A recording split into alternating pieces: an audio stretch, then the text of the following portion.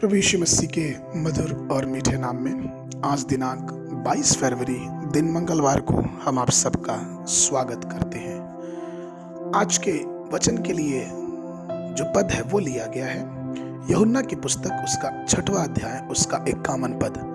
वचन इस प्रकार से कहता है, जीवन की रोटी जो स्वर्ग से उतरी मैं हूँ, यदि कोई इस रोटी में से खाए तो सर्वदा जीवित रहेगा, और जो रोटी मैं जगत के जीवन के लिए दूंगा वह मेरा मांस है। प्रभु में मेरे प्रिय लोगों, जब परमेश्वर ने सृष्टि के आरंभ में मनुष्य की रचना की तो उस मनुष्य को उसने बना के अदन की वाटिका में रख दिया, और वाटिका में सिर्फ रखा नहीं लेकिन स्त्री, नर और नारी दोनों लोग वहां पे बहुत आनंद से रह रहे थे, और परमेश्वर ने उन्हें जीवन के वृक्ष का फल खाने के लिए दिया था। हर प्रकार की जीवन की परिपूर्णता परमेश्वर ने उनके लिए प्रदान की थी। लेकिन परमेश्वर ने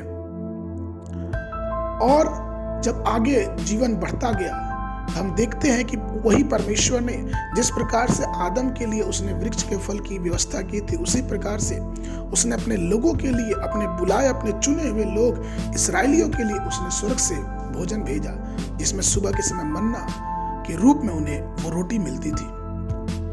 रोज ये मन्ना जो है वो प्रतिदिन की सुबह की प्रार्थना को दर्शाता है कि किस प्रकार से अगर हम परमेश्वर में आगे बढ़ना चाहते हैं तो हमें परमेश्वर के दैनिक मन्ना को अपने जीवन में उतारना पड़ेगा। आज हम कई प्रकार के मसीहियों से, विश्वासियों से मिलते हैं जिनके अंदर की जो आत्मिक ताकत है वो बहुत कमजोर हो चुकी है। वे लड़खड़ाते हैं, वो जीवन की छोटी छोटी बातों में गिर जाते हैं, आत्मा में थके हुए हैं, वे थकित होकर अपना जीवन यापन कर रहे हैं। वो सिर्फ इसलिए है क्योंकि वो जीवन की रोटी में उनका कोई भाग नहीं है। परमेश्वर ने तो अपना वादा किया कि जो भी इस रोटी में से खाएगा वो कभी ना मरेगा, ना कभी थकेगा।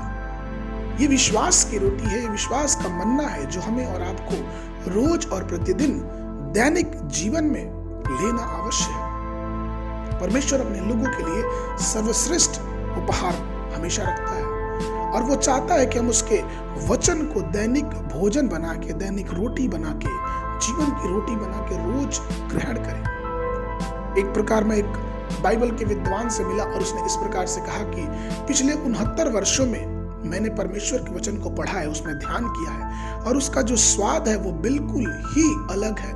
और जब भी मैं, जिस दिन भी मैं, और हर बार जब मैं उस वचन को लेके पढ़ता हूँ, बाइबल को लेके पढ़ता हूँ, तो मैं अपने आप को एक छात्र महसूस करता हूँ। और जब भी मैं वचन पढ़ता हूँ तो मुझे अलग अलग बातें सीखने को मिलती हैं, और सीखते सीखते जो मेरी गहरी आत्मिक भूख है वो खत्म होती है और मेरी आत्मा बहुत ही मजबूत होती है।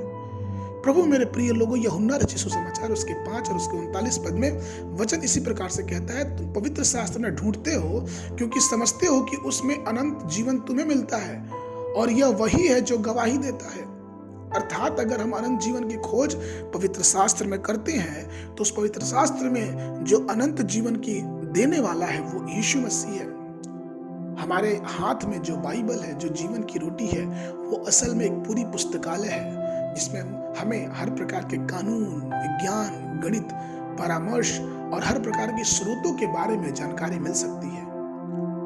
लेकिन जरूर इस बात की कि क्या हम उस रोटी को ग्रहण करना चाहते हैं। इसलिए तो भजन का लिखने वाला अपने 84 और अपने 10 पद में कहता है कि क्योंकि तेरे आंगनों में का एक दिन और कहीं के 1000 दिन से उत्तम है।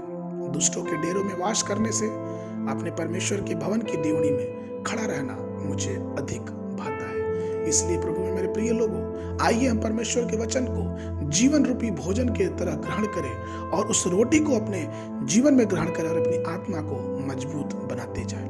आज के मनन के लिए जो पद है वह लिया गया यशायाह नबी की पुस्तक उसका 55 अध्याय उसका पहला पद। वचन इस प्रकार से कहता है, अहो सब प्यारे लोगों, पानी के पास आओ, जिनके पास रुपया ना हो तुम भी आकर मोल लो और खाओ।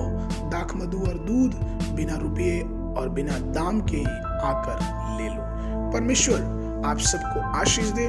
और इस दिन के लिए जो वचन है वो है गिनती की पुस्तक उसका 3 और 4 अध्याय, और संध्या के समय मरकुस रचित सुसमाचार उसका 3 अध्याय 20 पद से 35 पद तक। परमेश्वर आप सबको आशीष दे।